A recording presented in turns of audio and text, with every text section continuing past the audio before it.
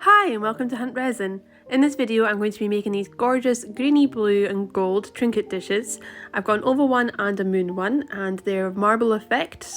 I do this by doing a dirty pour, by making up all the colours and then putting them in one big cup and then pouring them in. Apart from the gold, which I actually put on the mould itself, I will show you how I do them completely within this video, and I think they're really cute and I love how they came out. So let's get started. So the first thing I do is I clean my moulds with sellotape. Now these are really sticky moulds. For some reason they get very dirty and get lots of like bits of grime. I don't even know what they get on them, hairs and bits of resin. So I actually open up the mould and I get right into the corners and the cracks to make sure that I get every little bit out, because hair just gets everywhere and it's really dirty. So I do that for both of them, and I do this before I mix any of my resin up. Sometimes I'll mix my resin up and then clean moulds, but that's only if I want it to be a bit thicker, the resin. This I want it to be able to pour quite well, and I need to mix quite a lot of colours, which takes a wee bit of time, so the resin's going to get hot and it's going to heat up and get thicker, which happens, but you don't want it to more time to pass. So I do this first and then I mix up all my resin after that. For these moulds, the oval one takes about 80 mils of resin and this middle one takes between 50 and 60 depending on how thick it is and stuff. So I mix up that amount for both of them in here, and then I divvy them up for all the colours. So I do a little bit of gold, as you can see in that little cup. That cup holds about 15 mil and I think I filled it right to the top. So that's that gold in there, and then I've divvied them up into the four colours that I'm using, sorry. You can actually see the colours just behind them, but I start with the bluey green and then I mix that in here, and then, so this is my main cup, it's the biggest one. I think I put about 50 mils of resin in this for the blue, and it's a wee bit more than the other ones. The other ones are all about 30 each. So I mix this one up and then I mix the other ones, and then I end up putting all of them into this one in the end.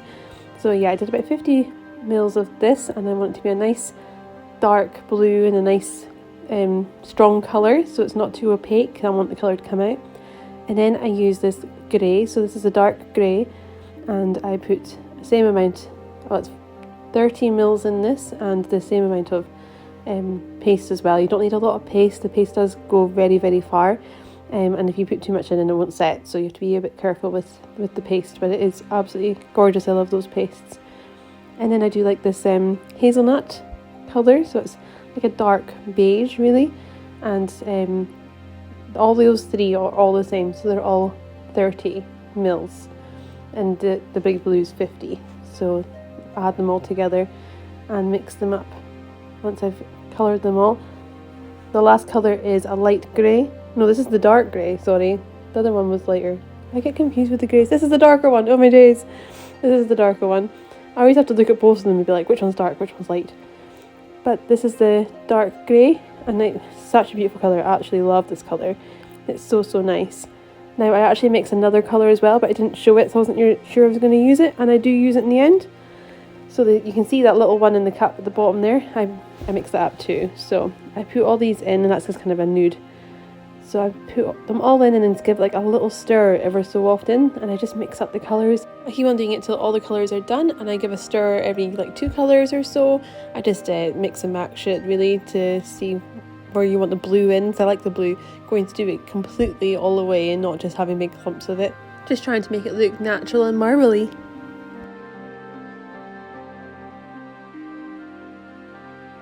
So now that my resin colours are mixed and the marbles made up, I put on the gold on both of the moulds. So I do like a kind of line design, I don't know what to call it, but yeah, just lines going down in different directions right into the crease as well.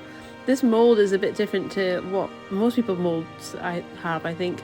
This one goes right in, a lot of them are kind of open, so this is probably a wee bit different to ones that people are using, but it's the same principle. It's probably easier, your one than mine, but you get right into the cracks and just do any kind of design really. My gold just keeps on coming out, so I just go with it and just do what it tells me to do where it comes out, and it always looks nice because it's just naturally flowing.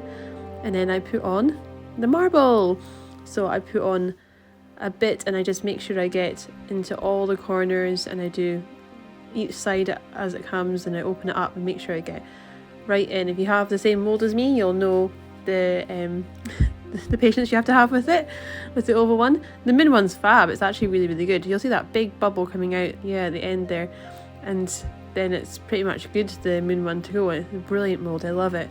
The oval one needs a little bit more work done to it. You get these little corners, this little corner here, you can see it, I'll point to it in a minute, right there, yep.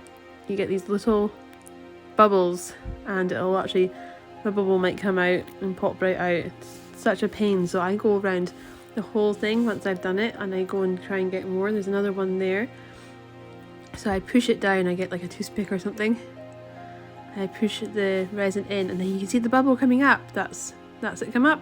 So now you don't want those bubbles, because they are dents in the sides of the dish, so I mean it doesn't look really nice, and you don't want those dents when it's set. So I go around the whole of the mold doing this again afterwards. I do really like the design of this mold though, that's why I bought it, because it's got like tapered sides, and they're not so structured, just straight. These are kind of at an angle, and that's why I got it. So I do really, really like it. It is worth it for this little bit that you have to do extra, but there's certain things you can't really make with this mold, so I do have the other one too, but I do prefer this one because I like the way it comes out in the end.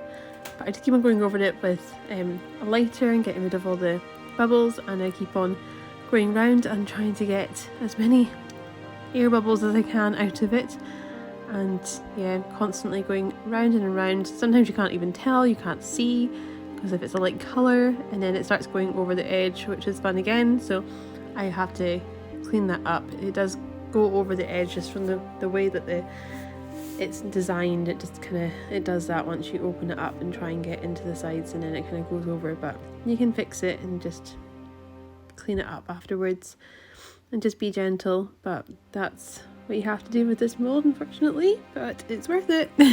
There's another big bubble coming out again, and it's kind of good for the gold, because the gold actually gets moved a bit more when you're doing that. So you can see here now I am tidying up the sides because it's kind of overspilt, so I'm just going around with one of my little stencil clay pencil things.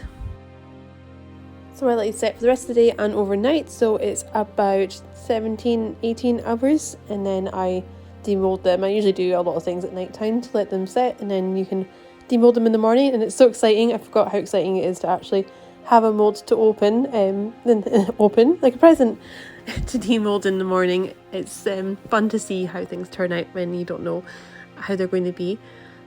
Kind of lost that magic because I got a heat machine, so things are done in a couple of hours now, but I don't use them with these molds because the air bubbles just kind of make the dent a lot. It's weird, but here it is. Dun dun dun!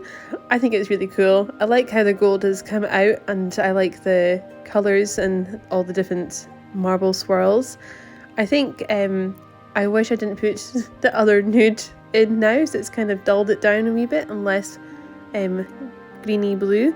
But I actually think when you see the moon actually got like the bottom of the cup, so it actually got a bit more of the green, so it's actually a bit nicer. So I think next time, less of the nude colours and more green, even more greeny blue. But this one comes out, it's so shiny. I love the underneath of it. The mold's so good. And there you go. It's so pretty. I absolutely love it. I love that kind of like cracked gold as well. I think it makes it look really cool. But how nice are both of them? So nice and shiny as well, especially the moon. The moon is just, it's such a nice silicone. It's a shiny silicone, and you can see that went a wee bit over, so you can kind of pick it off. I can actually just use, once it sets a wee bit more, I can just use the deburrer tool and just go over it a wee bit so it gives it a nice sharp edge and not so straggly. But it's underneath, it's not really that big a deal. I hope that you enjoyed this video and that it's helpful, and please like and comment below. I love chatting to people in comments and finding different ways of doing things and having a chat about different things. I really enjoy doing that. But I hope this has helped, and I absolutely love how these marbles have come out. There's different ways of marbling. I'm going to do another marbling video soon, and it's going to be a completely different way. As you can see, these have got a little bit going over them as well, but there's not too bad, just little bits of resin that'll easily pick off, and I actually love the underneath of that. I might make a coaster like that with the gold. It's really, really pretty. Just more green, I think. But I love how these have turned out. I think they're really nice, and I hope you like them too, and I hope that you're going to try them with whatever colours that you want. It doesn't have to be the same colours as me. You don't have to use paste, you can use some mica powder and do some different colours. I do a galaxy one. I do a galaxy coaster video that I've done already, but I also do, actually have done galaxy trinket trays loads of times, and it works out really well with the mica, and it's one of my favourite things to make actually. It's one of my biggest products, is the galaxy style, so check that out. And again, it's another kind of dirty pour but with mica instead of the paste. But these are so cool, love the gold. A couple of little air bubbles, but not too bad, and no chips on the side because I got all the air bubbles out. Woohoo! Couple underneath, but no actual gashes. That's what happens, and it's so annoying. So happy that never happened, and this one just turned out perfect. It's such a good mold. It's perfect. I love it. So yeah, thank you for watching. I hope you enjoyed it, and I hope to see you again soon. Bye!